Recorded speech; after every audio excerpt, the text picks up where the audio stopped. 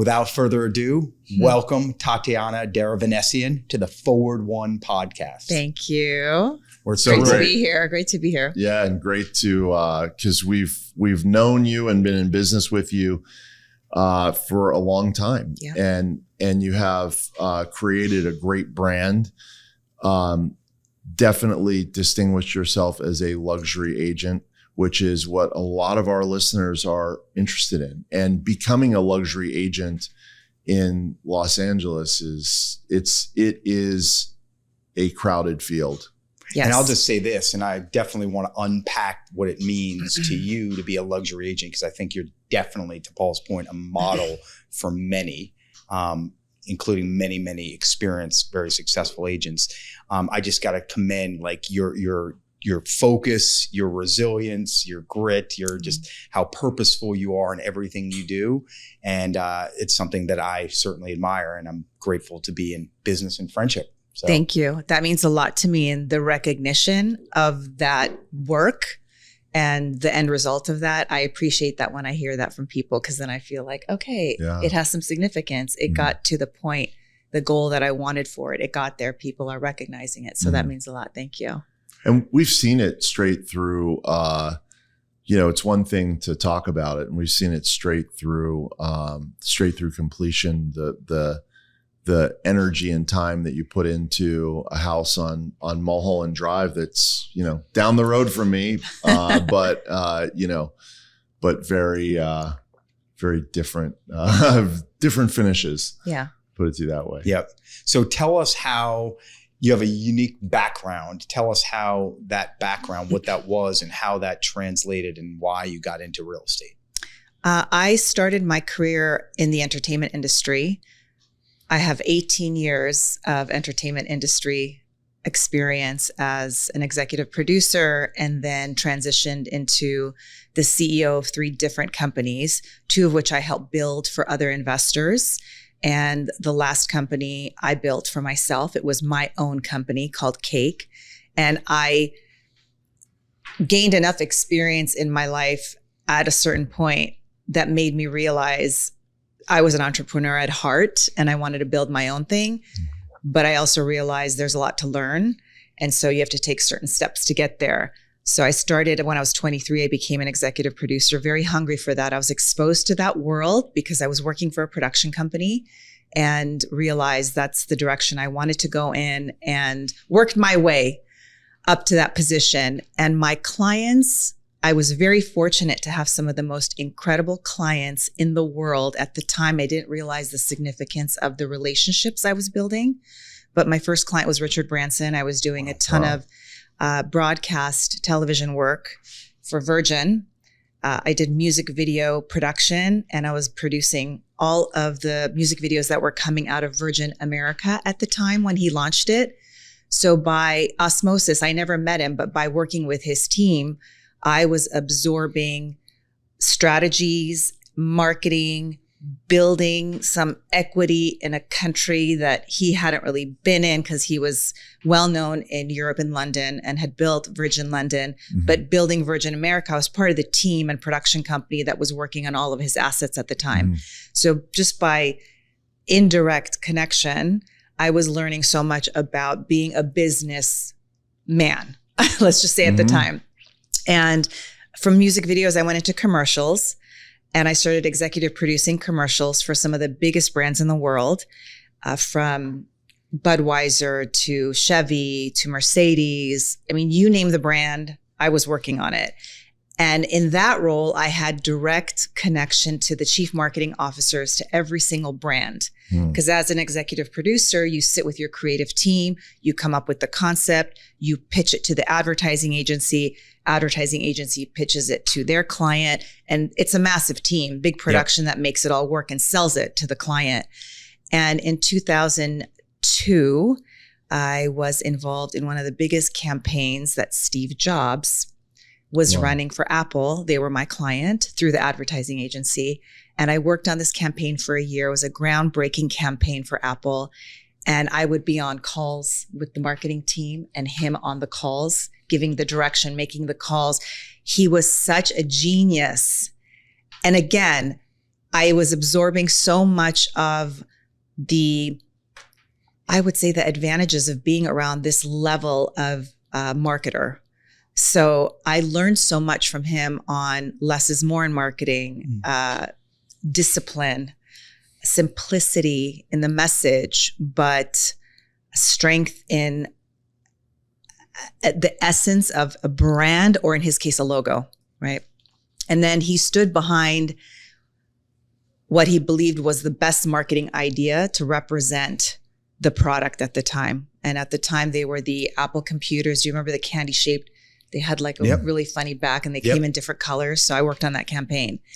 And he spent a year and over $1.5 million just creating the campaign. And at the end of the year, it took 100 people who worked on this campaign. I was one of the executive producers.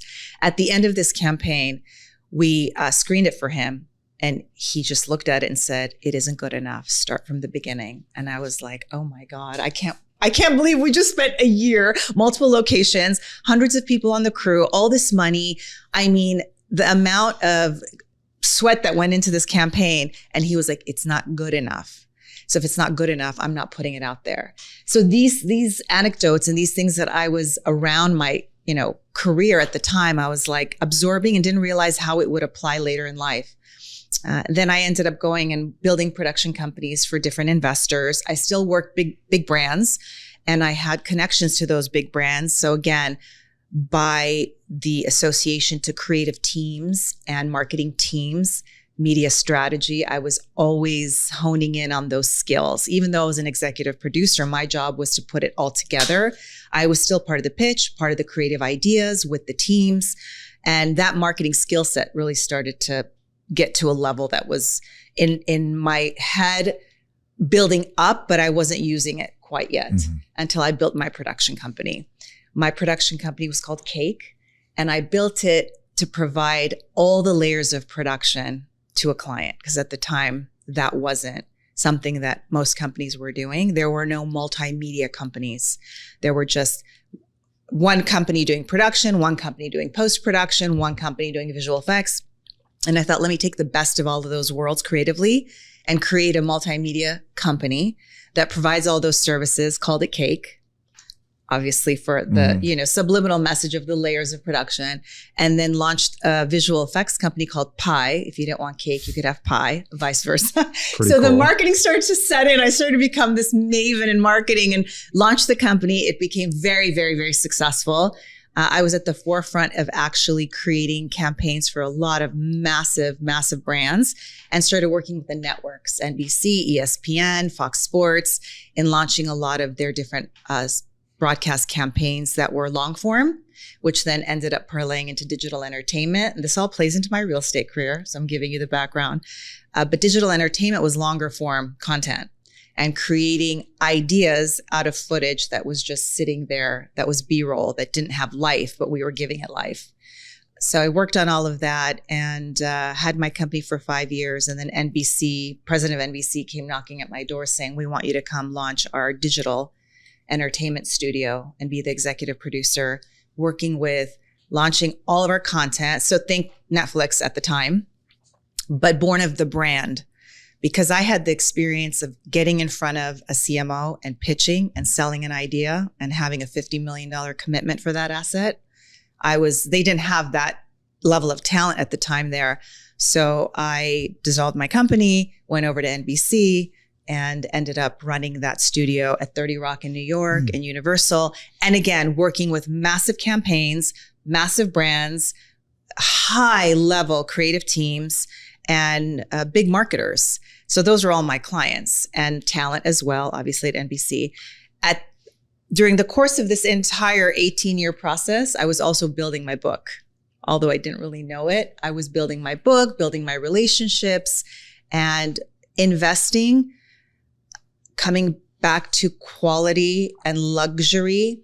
I always approached every relationship with like white glove service, no matter what.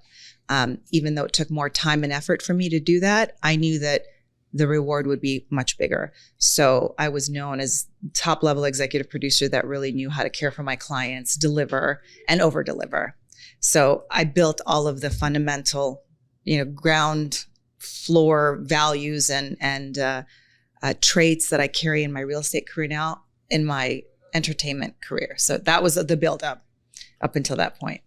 One of the things, I'm always conscientious about the audience that we talk to, because people want to know this and hear this for sure. And then, the thing that invariably will happen is like, oh, okay, so like this 18-year like killer entertainment career, blah, blah, blah. No wonder, she's now a luxury realtor. And I will say that one of the things that Josh and I always talk about is we'll always ask someone, no matter if they're 20 years old or if they've been in the business forever, we'll ask them, what is your superpower? Mm-hmm. Because everyone has the unique things that they're really great at. And you've highlighted a lot of the things, and including the journey. One of the things that people have is it sounds easy, especially now that you've heard all this, right? And one challenge that people have, no matter where they come from, no matter what their prior, real estate's often a second career. How do you get these people who know you to be an excellent something else to say like, okay, so you have an executive that in 2 seconds would trust you with their production, but they also have, a $10 million house. Mm-hmm. And like, okay, so, or I want to buy a $10 million house. What does she know about real estate and negotiating? And how do you convert the Rolodex, to clients that know, like, and trust you in real estate? I love that question, because people will hear my story and they have that reaction. But my road to real estate was not paved in gold. And although I thought a lot of my previous career and my black book is very powerful, I really relied on that. When I decided to get into real estate, I jumped from one business to another, and I was like, the net will appear. That's how I approach things. I don't even think twice. It's like, just do it. And I was making calls to my database and letting them know. And I left the business because it was a really rocky time during 2009, 2010, mm-hmm. when the .com, mm-hmm. there was tanking of that business, and it was time for me to start something else for a different future. Real estate was something that I knew I could take branding, marketing, service the real estate for people in the entertainment business, because there wasn't a brand doing that at the time. So I had all of the key elements of what I wanted to create. And I had the black book. And when I started calling everybody, hi, it's Tatiana, I'm selling real estate, give them the whole pitch, 2-minute pitch, everybody hung up on me. And I kid you not, I was devastated. For the first year, I called everybody I'd worked with, and I said, I'm getting into the real estate business. And I was creating my brand at the time, Dream Living LA. And I knew that they needed to see a brand association. That's how my clients work. They needed to see something with equity in it before they would be open to working with me, because they'd seen me build so many other things. They needed that track record behind it. So I thought the relationships were powerful enough, and I tried to convert them. And they all said, I can't believe you left the business. And my sister is a real estate agent. My mother's a real estate agent. My friend's a real estate agent. And every single person was like, good luck, good luck, good luck. That's what I got. So with that said, mm-hmm. So what caused you to continue to persevere? So I'm a fighter. I've always been a fighter. And, life is like a punch out. You got to keep punching and punching. And that drove me. It pissed me off, because I was like, I spent 18 years with this level of clientele, and I would tell them, you used to award me $50 million in advertising dollars to, handle entire accounts. And I don't understand why I'm just working from entertainment properties to personal properties now. And I realized that I needed to speak their language and figure out how to convert the mentality more so than anything else. And it was a little bit of me digging deep on how to do that. So I decided to put a lot of money into the brand, and I created a pitch deck that was not unlike a storyboard in the business. And when I would approach my clients again in the business, I would ask to get in front of them and I would pitch the real estate business to them like I'm marketing a new launch of a brand. Mm-hmm. And they understood it that way. And it took some time. They didn't give me the business right away, but I had to get the way they receive and award jobs in their minds. I had to pitch it that way. I couldn't go in and just say, I do real estate now and give me, let me sell your house. Or are you buying or selling? That script doesn't work there. So slowly but surely they were exposed to it. And I didn't get any business from that pipeline at all. And then one day, and this is 9 months into me being into real estate and being in debt and putting a lot of money into trademarking the brand and building the brand. And by the way, never letting anybody see me sweat. I still came out like I'm luxury. I handle luxury. That's where I'm going to be. I never veered from that presentation of like, that's what I'm doing. I don't discriminate. I'll do other price points as well, but I'm the person you go to for high level, high touch, big listings, big purchases, complicated deals, real estate portfolio management, that kind of stuff. So I didn't get any business. And then I thought to myself, I better scour LA and understand how the real estate market works here. Mm-hmm. Drove around LA every single day. And I realized, developments. At the time, there was a lot of building going on in 2011 and 2012 in the Sunset Strip area. And I was driving up and down and I'm like, maybe I should just approach someone that doesn't know me, like a developer. So I started chasing developers and every developer had a real estate agent with a very long-standing relationship. And I was like, geez, I can't even get my shoe into that door either. I'm not a door knocker, so I didn't go that route. I was continuing to make the phone calls. I was doing what I call social knocking, where I'd go into events that were in the entertainment industry and I would do social knocking, like connecting with 3 or 4 people, getting the business cards, following up. So that for me was very effective, but no business yet. And then one day I sat down and I was like, I need to come up with some idea that nobody else has come up with for my database. And I had some very high-level director clients and producer clients that I had been working for and with for many, many years in the business. And I knew that they had their money in the stock market because they would always talk to me about it. Oh, we made 3% this year, 5%. Yeah. They would just loosely talk to me about it. I wasn't really in the stock market, but I realized, wait a second, maybe I can take those guys, have them invest in real estate, put a whole pitch deck together on what it would look like to do a development, what that return would look like. Of course, this was all so foreign to me, but whatever, got to make it happen, right? Yep. And I ended up taking a very deep dive on how developments work here in LA, talking to developers. Sure. A lot of my friends were developers. They weren't my clients, but I was like, can I come to your site and see how you built it, how you bought it? When did you acquire it? What did it cost you? What was the cost of, carrying it? How much did it cost you to build it? When you sold it, all of the research that needed to be done at the time. I spent 3 months doing a really heavy deep dive. And I ended up coming up with a pitch deck. And I went to a core team of guys that I've worked with before. And they had a lot of money. And I pitched to them, let's get into development.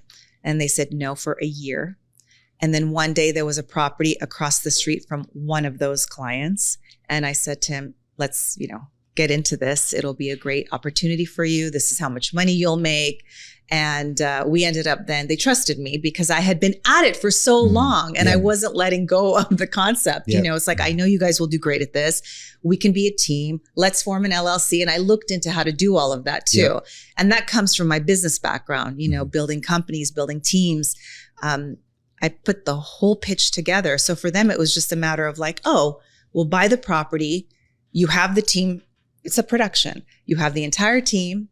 You've got the developer, the builder, the whatever, insurers, the subs, everybody. Yeah, I had to set all that up. But because I had the inner workings of producing massive projects, it was just applying it in a different way. But again, you got to have the right experts and have everything in gear, have the knowledge, and ended up doing my first development 2 years into the business.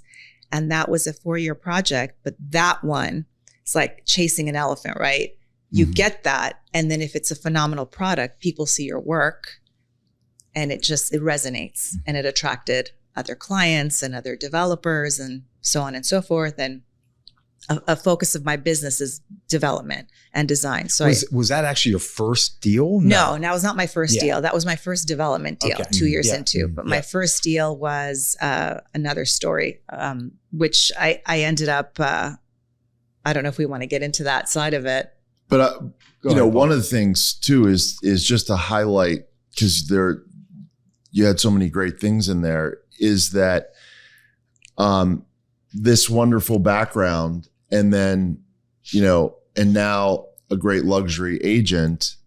And, what really happened? What really happened was she called her whole database and they said, good luck. Yeah. Which, by the way, if you really put yourself in their shoes, they're like, oh, it's this woman that we had this great experience with, by the way, doing this phenomenal ad campaign. And now she's calling me and telling me she's in real estate. So what am I going to say? Wow, I wish you luck in your next thing. It sort of does make sense from their vantage point. Yeah. And then, going through that process for 9 months with this fabulous Rolodex and saying like, okay, well, let me now try talking to people that I don't know at all. Right. So it's like, starting from ground zero. And then I understand. And then actually, and I was writing, when you were talking about, I was writing down the way you were describing a development, like really development is a production. But because you couldn't find a developer that was going to let you run their production, or let you represent them as that part of the production, you're like, okay, well, let me essentially create a buy client and let me create a sell client by putting this whole thing together and making it, and then it didn't work. And then, trying until you got somebody to listen. So it's just this amazing, evolution where I'm so glad we're doing this is because of course we'll get into, tell us about the brand and, how does the brand work and how do you distinguish yourself from other people? But, hearing your background, really what our audience also needs to hear is you've got to start this journey at some level. You start this journey as a total newbie, no matter where you come from, and still leaning into your superpowers. Yeah, and I wrote down a few things like consistency, perseverance, preparation, and the biggest takeaway for me is like focus on what you can control, which is the conversations.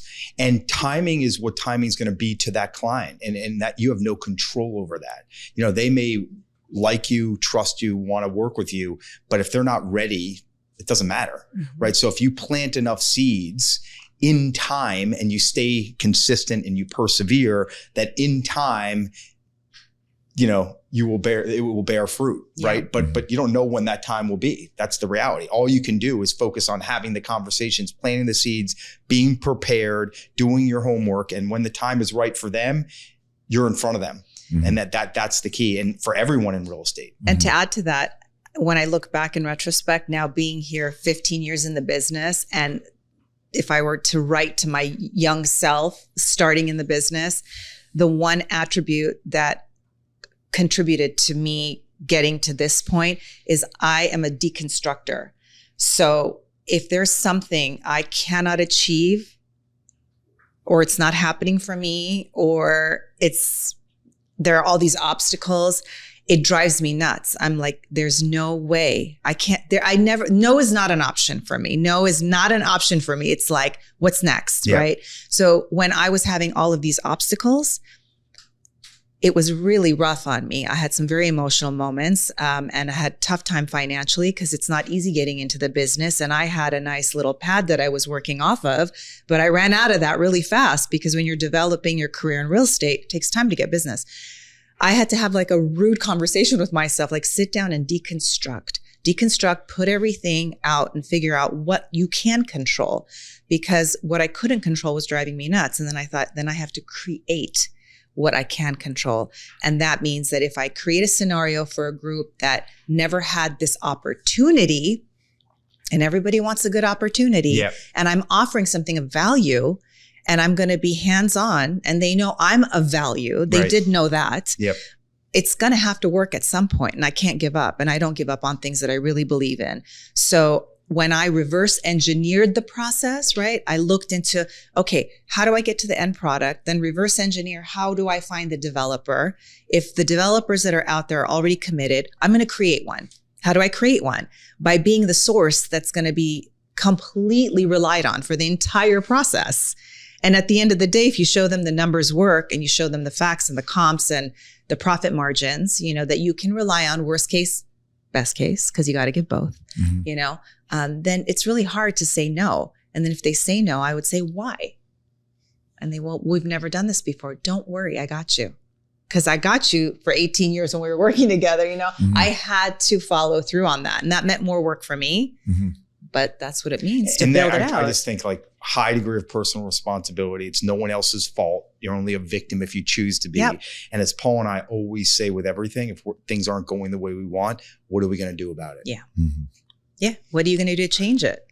It's a new term for me. I liked it. I wrote it down.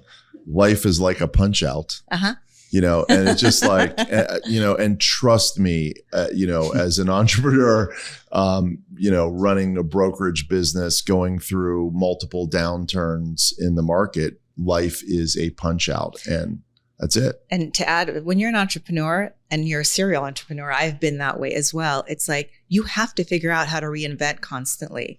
So when I mean punch out, I'm talking about personal and professional. For me, life gets, comes at you constantly.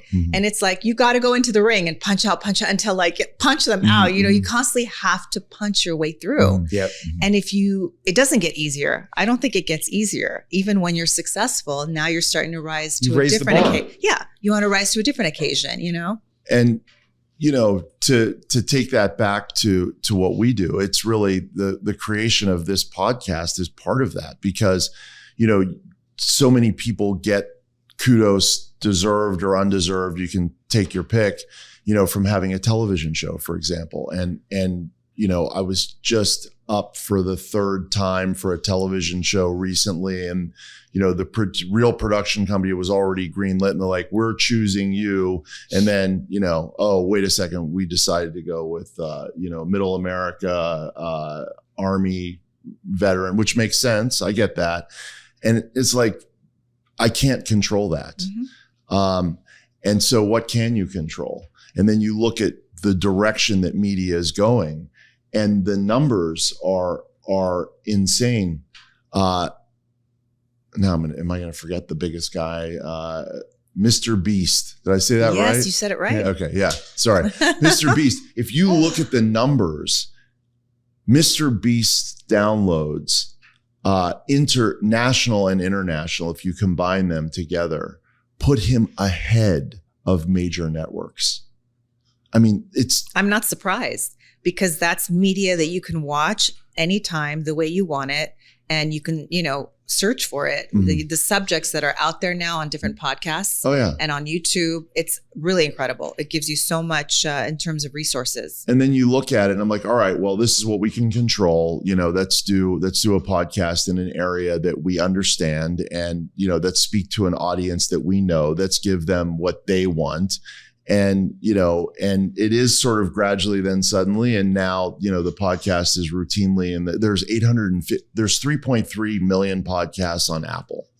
There are 850,000 in the business category. And we've now routinely gone top 100. That's wonderful. Which is, starting from where we started from, which is like, okay, well, let's get the camera out and let's shoot. And then, we had some guests. Some of them are, friends of yours were like, but where is the podcast? And we're like, actually, we're just recording it. Yeah. We haven't figured out what to do with it yet. So it's per what you said. You jump out and and you hope for some sort of like net and that's, it will appear if you have that mentality of I'm a manifester. I always have been. And I didn't even know it when I was younger that I was a manifester. I was doing all kinds of dream boards when I was younger.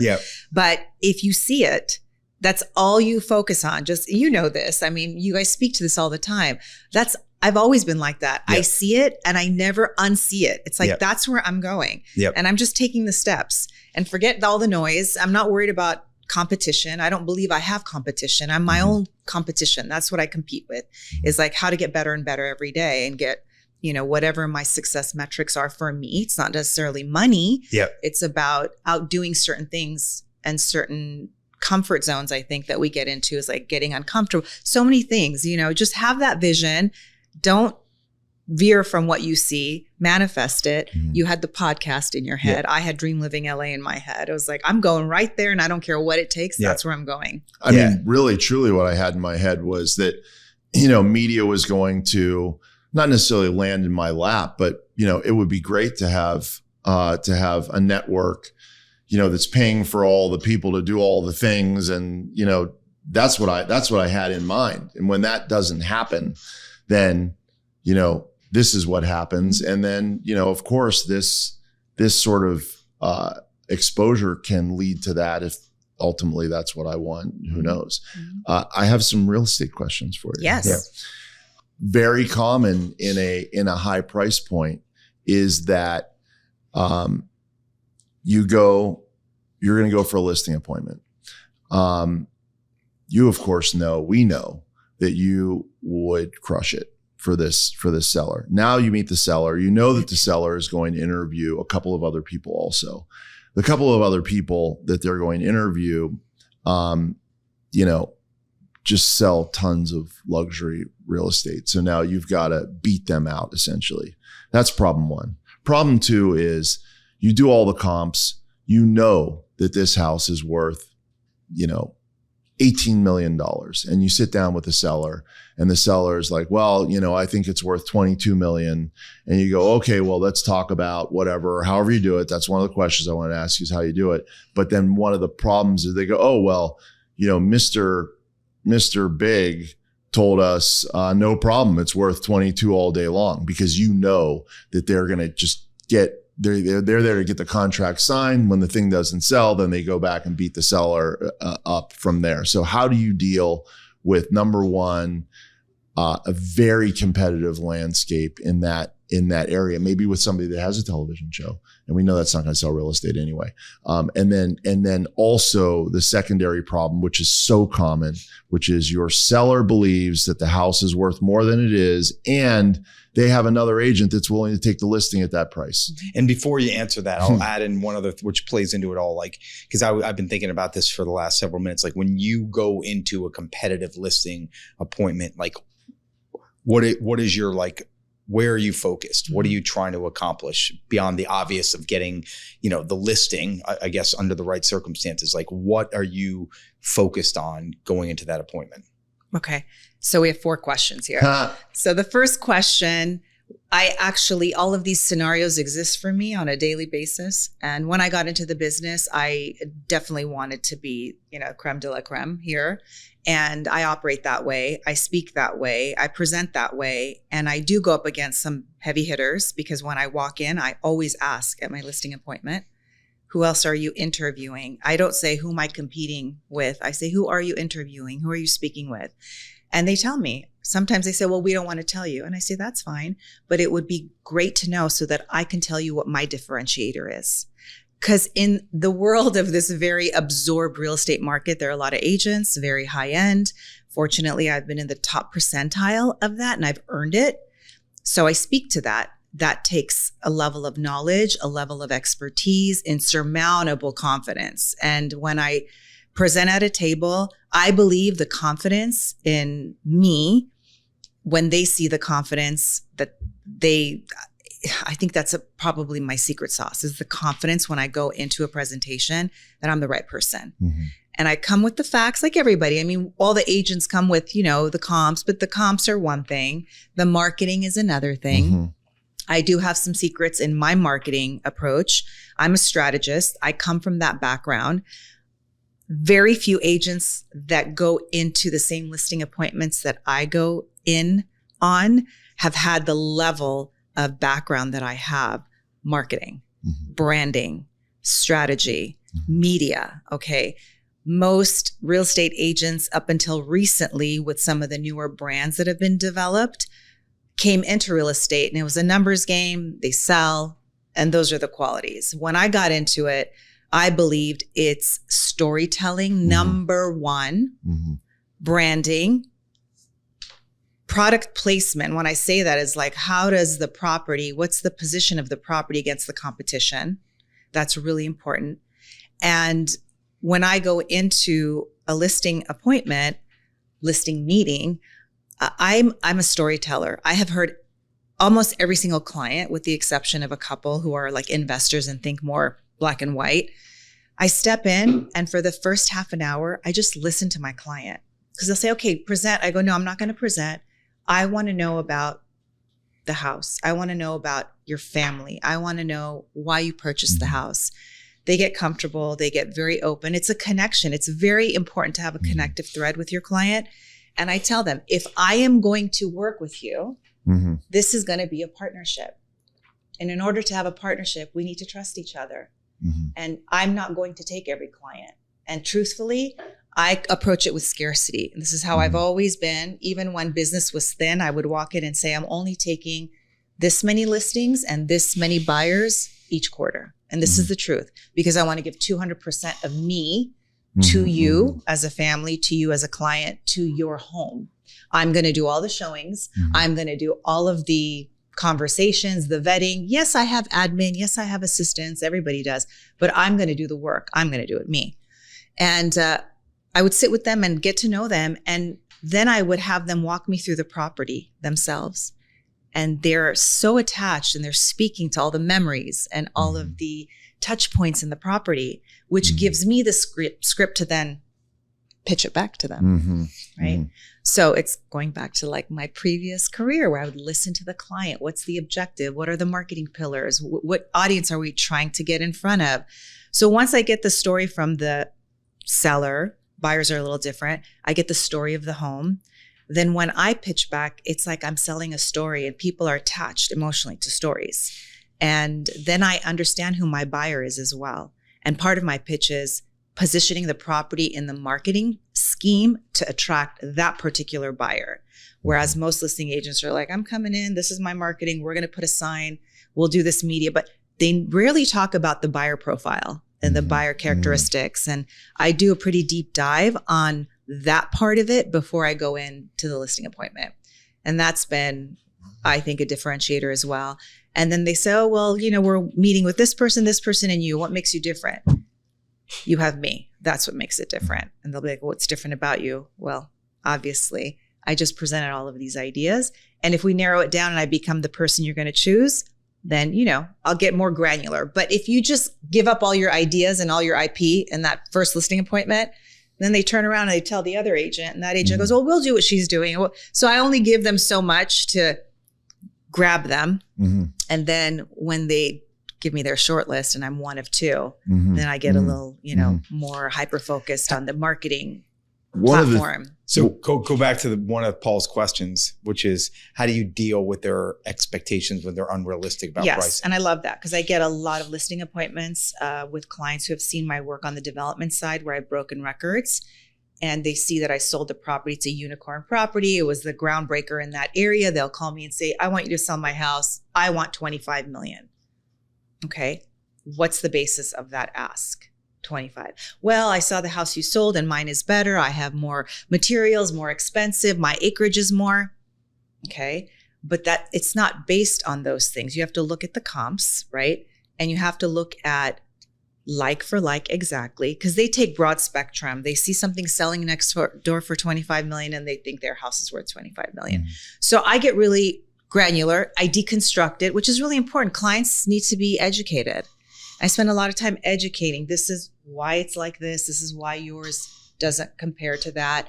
And honestly, if it's overpriced by 10 million, 5 million, 3 million, I tell them, this is the real price. This is where you're going to land. And they go, no, another agent told me it's worth, and I get this all the time. You're telling me 20, they told me it's worth 30. And I said, on what basis did they tell you it's worth 30? Because they're on a TV show and they are who they are. And, you know, they're going to be able to sell it for more. And this is what I love about the TV shows, because I'm an executive producer. When I get that line, I'm like, those are all 6 months behind. When they shoot and you get your listing on a $1 million listing or Selling Sunset or any of these shows that are highly scripted and produced, they air 6 months later. Your listing term has ended already. By the time your property shows up on that show, it's already past the listing term. So if they're using that angle to try to get the listing, that's almost irrelevant. You have to look at, the realities of selling it for the proper price.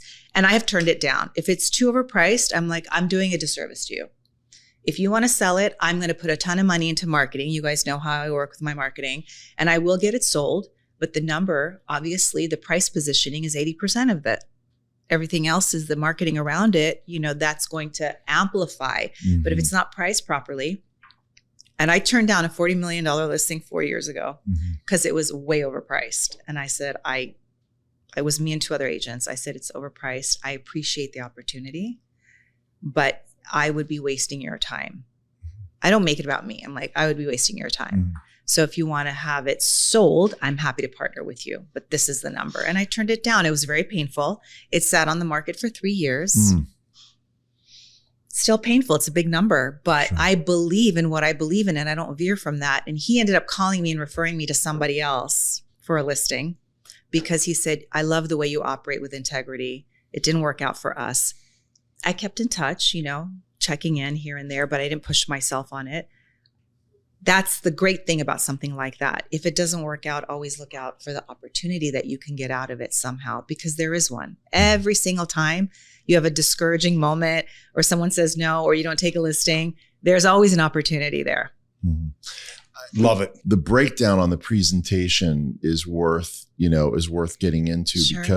because I'm afraid it could go over people's heads. And it's so interesting too. It reminded me of, cause I operate it's in real estate, but I'll operate in a different sector of it.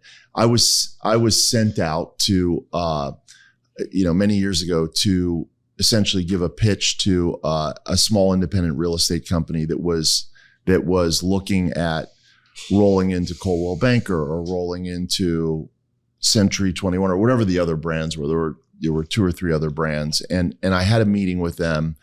And one of the things I asked them, because it was a family business, is, okay, so we have this meeting date set. Are all the decision makers going to be in the room? And they're like, oh, that's a good question, because the mom, who's really, she's an important factor in this, even though we run the business, she's actually out of town. I'm like, okay, great. Well, let's schedule when you have all the decision makers, and we worked that schedule out. So I ended up going in, I think they were interviewing 3 firms. Coldwell Banker was one of them. I can't remember the other one. And I ended up being the 3rd one in. And they said, oh, this is great. Thanks for, waiting till we have all this, because we've already heard 2 pitches, and now we're really focused on what we need, and we've got all the decision makers in the room. We're ready to hear your presentation. And just because I had done it so many times before, I was able to, and I just left a dead pause for a little while, and it got a little uncomfortable for a moment. And I was like, oh, you were expecting me to bring a presentation? And they're like, well, yeah, Coldwell Banker did, and the other firm did. And, and I'm like, oh, okay. I don't have a presentation. And again, left, a little uncomfortable moment. I said, well, the other thing we could do is we could do this. Why don't I'll just treat this like business consulting, because I've been in the brokerage business for 20 years. I knew that we did not have cash to offer, that it would be a value add for them. And I also knew that the other firms would be coming with cash. And I just said, listen, I'll be your advisor. I'll look you all in the eye, and I'll try and figure out what's the best thing for your family to do. Tell me, what are the things, what's important to you? Oh, cash now is important to you. Okay, great. What else? But they want a stream of income over time. Okay, great. If you want a stream of income over time, it's actually you're creating a business partnership. Yeah. It's not just, if it's all cash at once, then there's no business partnership. But if 50% or more of it's coming later, now you have a business partner. And they're like, oh, that's an interesting way to look at it. And we just went through that whole thing. But I was able to flip it on its head, because when you go into a listing presentation, or as you said, you didn't call it a listing appointment. You didn't call it a listing presentation. You called it a meeting. Yep. Which I caught that distinction. Yep. And now you're coming in, and the first thing that you said was, I don't say anything. I let them talk. I let them talk for a half hour. One of the things I need to do for me is I need to write it down while they're talking, because I do that. I write it down because I need that. Maybe you don't, but then you have them walk you through the house and give their narrative about their house. So you're collecting that data. And then when you go back to talk to them about the potential of working with you, the next level is the takeaway, which is, wow, this has been so great. I appreciate your time. Thank you for taking me through your house. This is amazing. Just for starters, I want to let you know that I see it as a collaboration. I don't take every listing that is offered to me. I want to make sure, And then you're using their words and their emotions about their own home to connect you to their process. Instead of saying, as soon as somebody comes in, and it happens that I have a lot of experience in the opposite, because with running a firm with 2,000 realtors and, $5 billion in sales, everybody wants to come and give me a pitch. And when they come and give me a pitch, they come in and they've got their PowerPoint, and I'm immediately like, I quit taking those meetings. I don't want to hear it, because a pitch is about you. Yeah. And a pitch is me. And what I want to know is, what problem are you going to solve for them? Bingo. So when they speak to it, when they're walking through the property, I know what to ask. I let them speak about it, and they have their pain points and memory points and passion points. And when they walk through the house, all the important moments, it allows me then to ask them the proper questions about what is important to them. And I had to train myself, Paul, to be like this, because I think we all have the tendency as human beings to be like the I resume. I. And you're so proud of your accomplishments. I want to be like, I did this and I built a company and I did that. But it's like, no, I had to consciously get out of that mindset and be like, it's about them. And then if I ask them, what are the issues? What are the problems? What do you require? What do you want? How do you see this working? What's the perfect situation? What's the timeline? What is the goal for you with this house? Is it hard for you to let go of it? Is it an asset? Like, all these questions are really important, because when we do this, that half an hour, I do like an hour meeting. I do the half an hour with them, and then I sit with them and I just give back to them what's so important. That's all I focus on. And I have the innate ability to interpolate very quickly. I used to be taking notes as well, but because of being in the business of pitching in front of a client with creatives who come up with an idea, and then the client goes, no, we hate that. What's your next idea? I'm listening to all the information. I have to come up with something new. When I do this with the client, it's not unlike how I was pitching the brand ambassador and the CMO of Levi's or whatever. I'm listening to the client. They're my chief, right? I'm listening to them. And then I'm trying to figure out how to fill the holes, solve the problems, which are a big part of real estate. And it's an emotional experience. So no matter what people say, and I see this in a lot of real estate agents and their pitches, they're so mechanical on autopilot. They come in, I'm so-and-so, here's my listing presentation. This is what I do. This is the pricing. Thank you. Let us know. Sign the listing agreement. Oh, no. I'm way more connective, purposeful, very, very strategic. I'm going in because I want that particular client. If I don't want the client, I'm not going in for the listing meeting. I'm taking it because I want to represent that property, and I want to do them justice, and I want to do it right. And I want them to feel good about it. So it's great to listen to the client. It's very important. A lot of agents don't do that. So I listen, I hear what the problems are. I come back with solving those Mhm. with class, with grace, with, yes, my marketing, I think, is one of the best because I have been on many TV shows. And when I got into the business, I put that all on my YouTube channel. Mhm. That grew organically.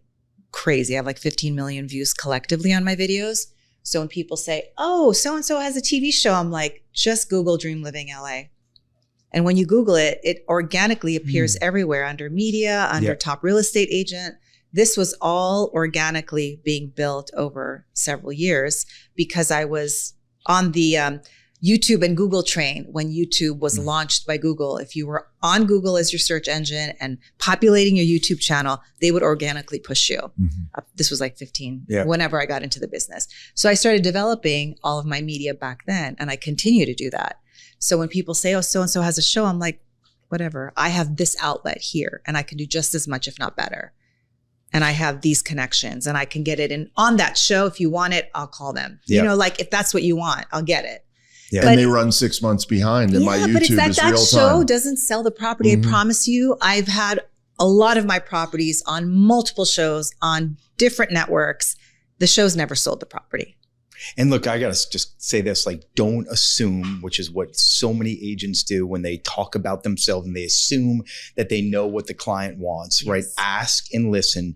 And then it's all about connectivity, right? Emotion makes you act. And when you can emotionally connect with them and find the common connectivity, which is by listening, then it's amazing how much more effective you are at connecting. Like we were just talking about that last night, Paul and I, in a different context about the emotional connection. That's the key to sales, quite frankly, and influence and building relationships. And then you also said, you know, it's a partnership, which I think is really like the words are really important. And then the scarcity piece, which you touched on, but just like, hey, I only take a certain number of listings per quarter. So I'm super judicious about who I choose to partner with. And we need to make sure this is mutually beneficial. Right. So I think that's key. And then the other piece you said about, you know, storytelling, how you market properties and you find out the unique elements of that property and really tell a story in conjunction with like, what's the buyer avatar for that property, right? What is the ideal buyer? And that story is, I'm sure, geared around who that ideal buyer is. Absolutely. And the script changes every time I'm showing. And by the way, what's really crucial that I don't see a lot of agents do, whether I'm doing an open house and it's someone that is not buying the property, or a real client, I'm giving that much juice every time to my story. So when I'm done with a showing or an open house, I'm so exhausted because I've been telling the story with everything I have to whoever it is, whether it's a buyer, someone visiting. And there have been so many beautiful outcomes because of the way I present. It may not be someone buying it, but then someone tells someone something, they end up coming back to me because they're like, when she shows a property, it's like, it's not even about every detail. It's just the connection and how passionate I am about telling the story of living there, having the lifestyle at that home, why that location for this buyer, so on and so forth. You know, I customize it every time.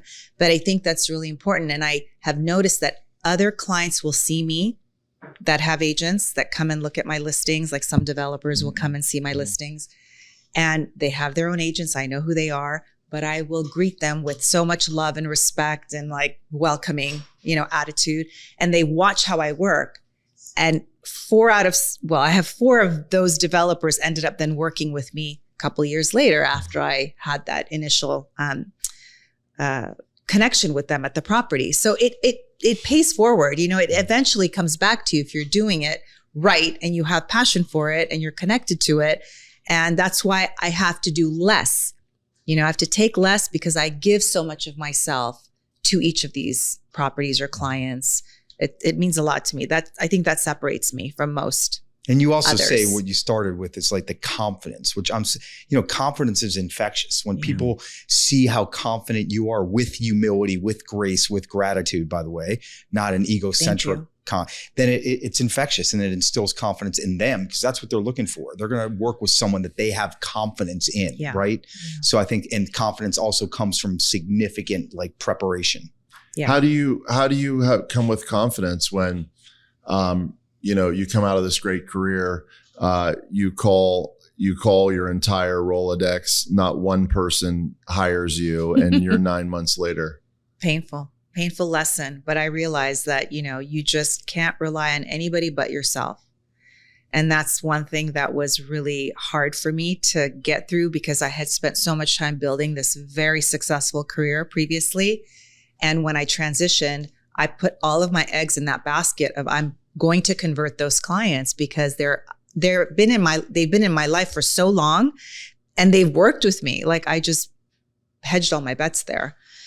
And when that didn't work out, it was like I literally had to start from the bottom. That's what it felt like. I was literally doing so many things I would not normally do to try to gain clientele. Mm-hmm. It was crazy, but it made me appreciate where I am, because it was very hard. The first 2 years were very hard. There wasn't a day that I didn't work 14 hours a day. And I'm not kidding, like constantly coming up with ideas, or where can I go, or who can I talk to? And I wasn't a cold caller. So it was a lot of active work, being out in front of people. That's where I excel, is being in front of people. They get to know me and they realize, okay, that's someone that I really want to work with, and vice versa. That's just my I think my superpower. And Paul's right there. point, because I think it's a big one. It's like, how do you remain confident? And this goes for any top achiever when you're experiencing so much disappointment and not achieving in the moment what you expect to achieve. I mean, I know my answer, because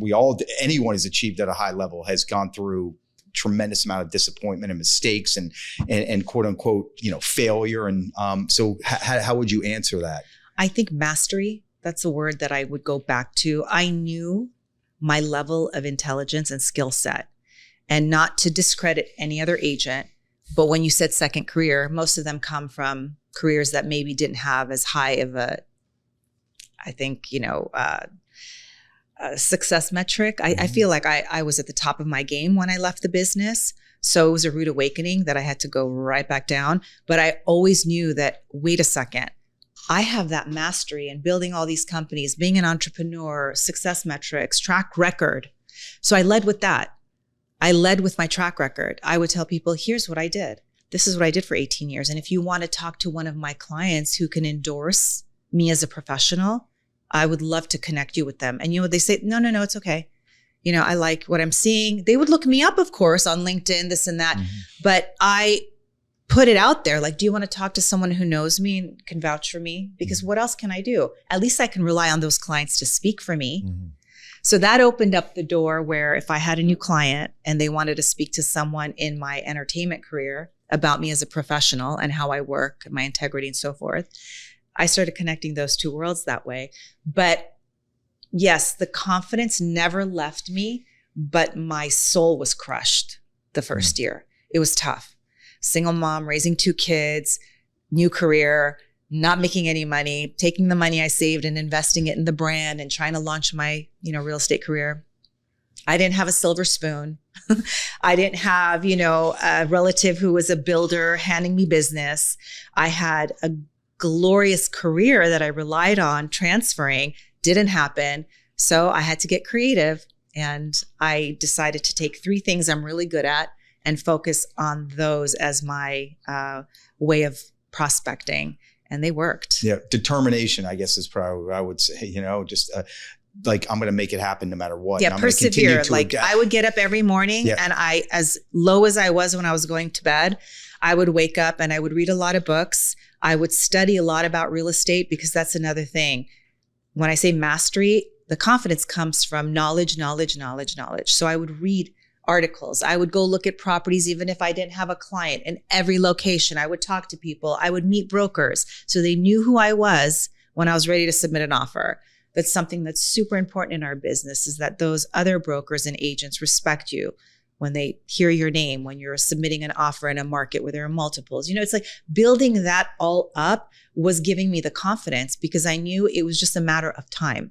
I'm going to qualify one thing and just say applied knowledge. Correct. Because all the knowledge, we know a lot of people that have a lot of knowledge, but they don't take action on it and apply it. That's so correct. You were applying that knowledge. I was.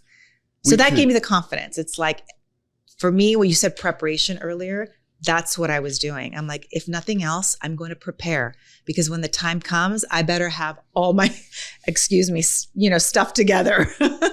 Yep. We could talk to Tatiana for a couple more hours. And it's been amazing. I have a couple more real estate questions, little more granular, and then we'll shoot for our fire round, because this has been phenomenal. One granular real estate question is, do you take a listing presentation? We know how you do it, which is the really listen, but are you taking that physical presentation, and what does that look like? And when, if ever, do you refer to it? So I spent many years building a book that was like a coffee table book with the team at our office. And that was sore for me because I'm a perfectionist and I wanted it to stand out from all the others every time. And so it was a very editorialized Dream Living LA, high level. Even when I didn't have a listing to my name, it still looked like I had sold a lot, because it was just so editorialized. And coming to the presentation and the meeting with that, along with how I presented myself, it just kind of like, followed through. So I would come with that the listing presentation book. And in the beginning, I would use it. And I had one instance where I had a very detailed marketing plan for a very high profile property, very specific to how I do things from the digital side in terms of immersion, which most agents weren't doing, syndicating, remarketing, a lot of those plans. And I left it there. I didn't get the listing. And the other agent was like, ooh, so because the client said, well, we really like her marketing. And it was a very well-known agent. We like her marketing, so we're thinking about her. So it was real competition for this person. They were like, well, we'll do what she's doing. And they took my plan. And that was it. That plan is out in the world forever. So I realized from now on, I'm going to pitch everything that's in the book. I don't bring it with me. And then if they want the book, I tell them I'm happy to leave it for you guys once you sign the listing agreement, because the books are going to be on your coffee table and they're going to be a conversation piece for you.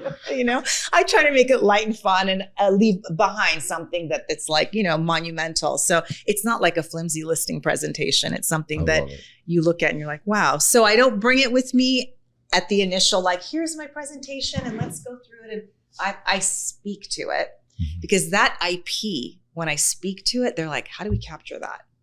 She didn't leave a marketing book behind. So I say, well, I'm happy to come back and bring it for you. And wow. So I don't bring it with me. Again, it is a little bit of the, I don't take every listing that is offered. It's what the takeaway. It's what I call the takeaway. And I'm glad I asked. Thanks for sharing that. And also, you said a couple of times, I'm not a door knocker. I get that.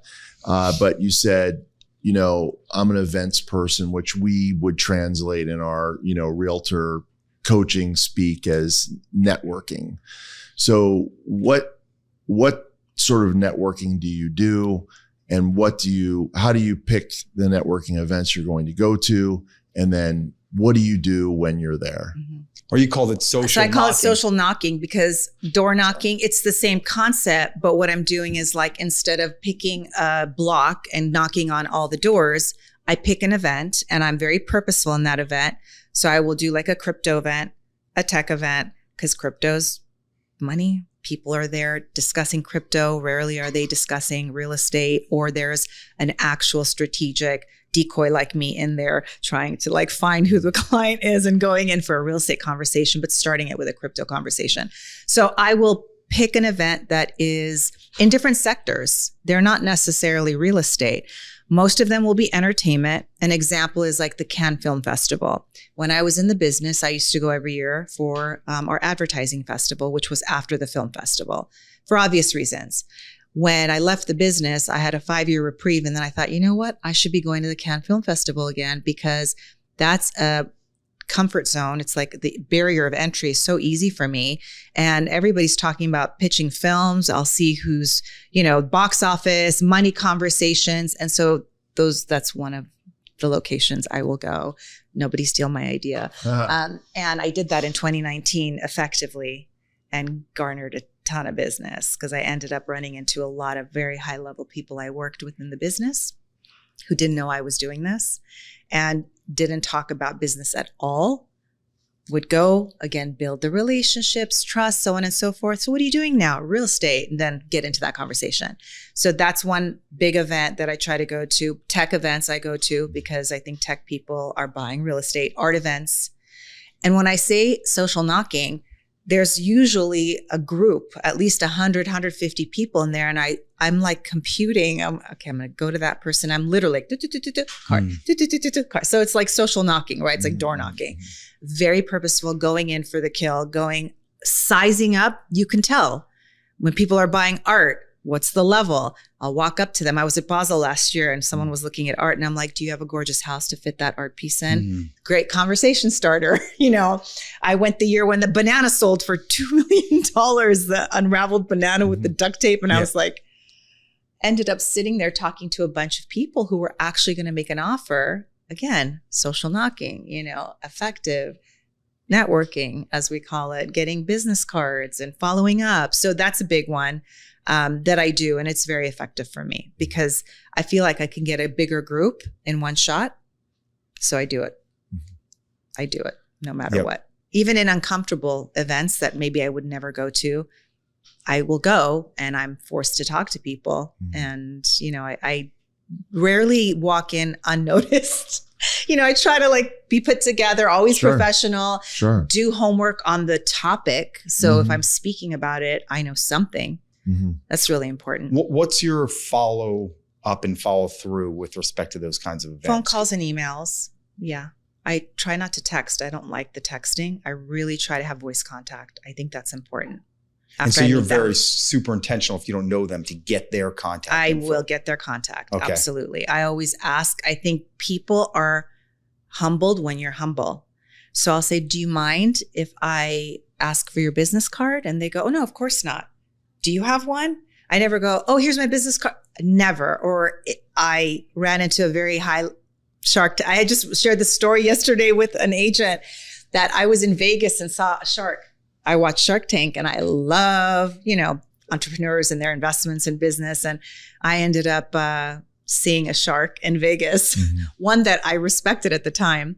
And I'm like they say hunting an elephant. Someone told me hunting an elephant. So I saw the elephant and I'm like, boom, I just want to go and talk to this person. And sometimes that could be to my detriment if I'm not planned out properly.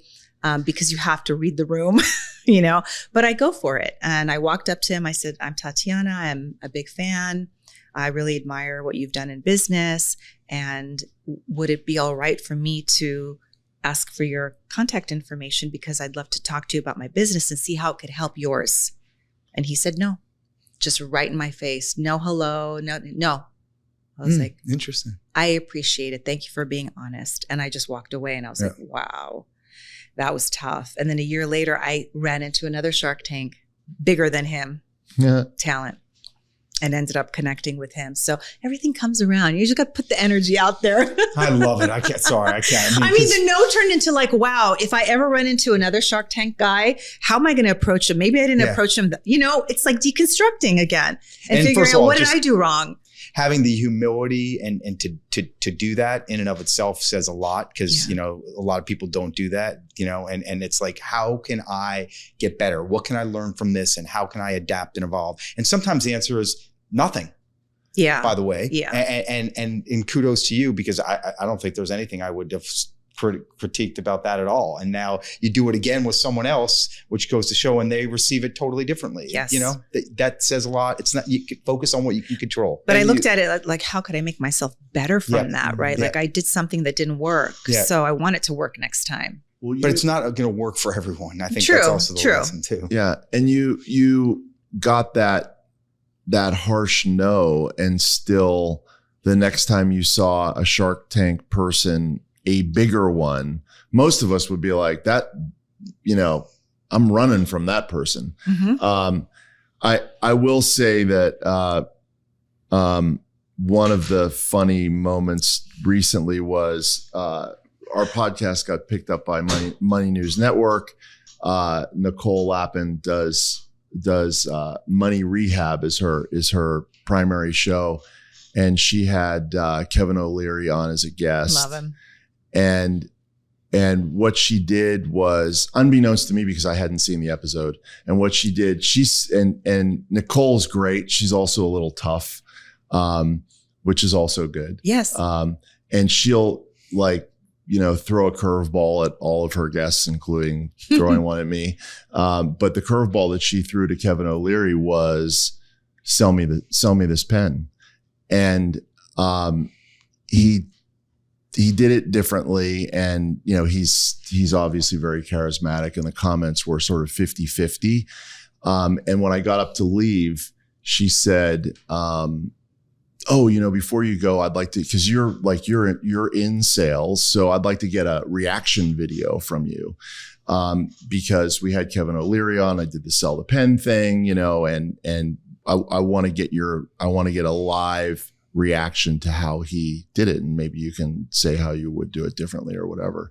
I said, well, I'll tell you what, I haven't seen it. I haven't seen him do it. So instead, I'll sit back down, roll the camera, and we'll do sell me the pen. See, maybe I'll do it just like him. Maybe I'll do it different. We'll do it that way. And it turns out I did it completely differently. I didn't really know the backstory on it, but because I saw Wolf of Wall Street a long time ago, but then I saw afterwards I Googled it, and the way I did it was, we used this pen, and she said, okay, sell me this pen. Now cameras are rolling. That's a lot of pressure. Okay. Kevin O'Leary, he's used to that pressure maybe, but that's a lot of pressure. The first thing I said to her was, do you need a pen? And immediately I could see it in her face. The pressure shifted. There's no pressure on me at the moment. It was full pressure. Then I was like, well, do you need a pen? Now she's actually stuck, because she's got to either say yes or she says no. And if she says no, what am I going to do? She could have tested that. But if she said no, I don't need a pen, I would say, well, great. I'm not going to sell you a pen. That would have been the end of the conversation. Yeah. She sort of sensed that. And she's like, but the pressure went back to her. And she's like, well, yes, I need a pen. I'm like, oh, great. So what would you use the pen for? And she's like, she's written 5 New York Times bestsellers. She just had one. She's like, well, I'm doing book signings, that sort of thing. I'm like, great. So, and then it gave me something to work with. Oh yeah, I wrote a book too. And, I know, like, when I would sign my name, it's like, it would smudge the whole thing. And she's like, oh yeah, me too. And then it's like, oh, okay. So I started to get all of the points that she needed in a pen. You did what I did, Paul. Of course. Exactly. No, exactly. Right. It's called a needs analysis. Exactly. And then you built what she needed back to her. And then once she told me all the things that she needed, I was like, okay, so if I were to give you, all of these things that you just said you needed, but I went through them one at a time. If I had a pen that did this and did that, and did that, would you be willing to buy that pen? Would you buy that pen? And she's like, well, yes. I'm like, okay, sold. and then I sort of, afterwards I deconstructed it, and I looked at the Kevin O'Leary thing, and Kevin O'Leary's just like, talking about the pen. And then I looked at it was the actual, I forget the guy's name, who was the actual Wolf of Wall Street. And there was a Q&A, because I just did Wolf of Wall Street. Yeah, right. Yeah. Jordan. I did the Wolf of Wall Street, sell me the pen. Of course you get the Leonardo DiCaprio version, but then they had the live interview, right. And somebody in a live interview with Jordan said, sell me the pen, and he said, look, it was a big auditorium. He's like, I'm not going to sell you the pen, but let me tell you what this is. And if you say one word about the pen, you've lost. Yeah. Because it is all about that needs analysis. Yep. Yeah. Agreed. Anyway, Fire rounds. So we're going to ask you very relatively simple, but and just viscerally, what is your response? Don't overthink it. We're not going to dig deeper. Okay. It's just fun and insightful. Life questions. Yes. Love that. Yep. What's your idea of perfect happiness? Content. What's the attribute you most admire in others? Humanity. What's the attribute you most deplore in others? Jealousy. Who do you most admire and why? Oh, my mom. She was my example growing up of how to be a strong, independent, career-oriented woman, good mother. She's my idol. What talent would you most like to have? Bionic ears. What's your greatest achievement? My kids, my 2 daughters, being their mother. What's your most treasured possession? That's really good question. My most treasured possession. Can it be inanimate? Life experience. What's the one thing that you want to make sure you achieve that you haven't? Significance. Okay. So lots of great hiking trails here in LA. You're fit. You hike this trail, get to the top, and you look down and you see your fiance, whom I've met. Who's Yes. wonderful.